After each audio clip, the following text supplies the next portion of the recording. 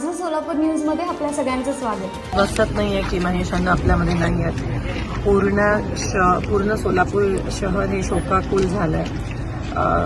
काही दिवसापूर्वीच आम्ही भेटलेलो आणि अलीकडे ते खूप अध्यात्माकडे वळलेले आणि मला असं वाटतं गंगा प्राशन केली आणि त्यांचा मृत्यू झाला. ह्याला पण नशीब लागतं, पण आम्हा सगळ्यांना त्यांची उणीव नक्कीच जाणवेल.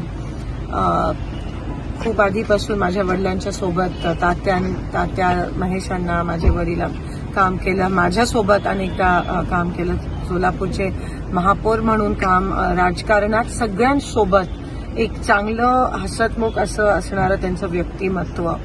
कधी कोणाला अशी वैयक्तिक टीका केलेली मी अजूनपर्यंत महेशांना नाही ऐकलं नाही. एवढे म्हणजे विरोधात पण, जेव्हा राजकारणासाठी पण, प्रत्येक लग्नात, प्रत्येक काही चांगलं कार्य असेल आवर्जून आम्हाला सामील केलं.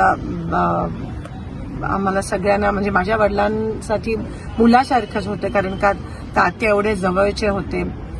आणि आज खरंच विश्वास बसत नाहीये की ते नाहीये. शेवटचं त्यांचं इलेक्शन ते जिद्दीने लढले आणि पराभव होऊन सुद्धा असं कधी दिसून आलं नाही त्यांच्या चेहऱ्यावर. सगळ्यांशी चांगलं नातं, म्हणजे एक गोष्ट जर त्यांच्याबद्दल नेहमीच लक्षात राहील, सगळ्यांशी चांगलं, सगळ्यांशी हसत खेळत होते. आणि आज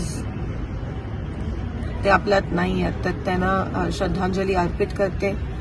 त्यांची पत्नी, त्यांच्या मुली, त्यांची मुलं, त्यांच्यासोबत आम्ही नेहमीच आहोत आणि त्यांना त्यांच्या आत्मेत शांती मिळो अशी मी ईश्वर चरणी प्रार्थना करते. पण जी पोकळी त्यांच्यामुळे निर्माण झाली आहे सोलापूरच्या राजकारणात, ती कधी कोणी भरू शकत नाही. माझं सोलापूर न्यूज या यूट्यूब चॅनलला सबस्क्राईब करा आणि बेल आयकॉन प्रेस करायला विसरू नका.